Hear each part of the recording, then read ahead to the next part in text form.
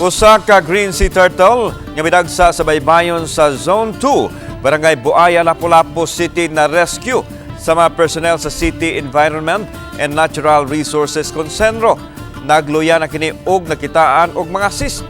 Si Luan Merondina sa report.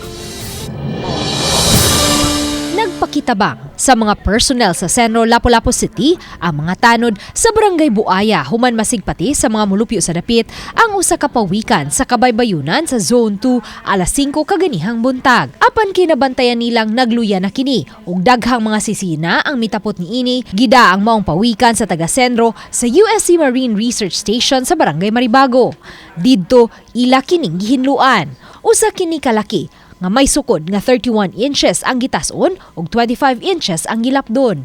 Napuno na sa lumot ang iyang bayanan ug daghan na usab ang mga sisi nga mitapot sa lawas niini. Nabantayan usab ang dakong cyst sa iyang kapay, sa iyang mata ug haduol sa iyang kinataw. May nakita usab nga samad sa iyang bayanan nga gituhuang agi sa pana. Di ta ka kuan gyud nga pana gyud na siya. Pero tungod kay ang iha lang kuan ba, ang iha lang samad or yang lungag tingali dunay mga mananagat nga nakakitaan niya gi-attempt ni siya og pana.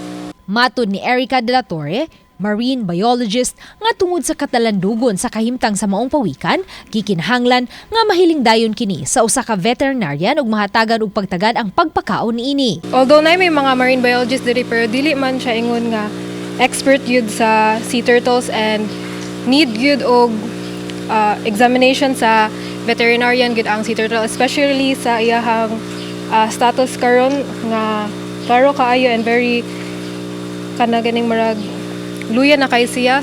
Sa pagkakutlo ning balita, nakigalayo na ang Senro Lapu-Lapu sa taga DNR aron mahiling gilayon ang maong pawikan. Siguro ato lang tanawon no kung kaya pa ba ato lang monitoron nya once kung okay na yung condition mo na that's the time nga release na lang pud nato siya balik sa dagat. Uban ni Marlon Melgazo, Luan Merondina, Balitang Bisdak.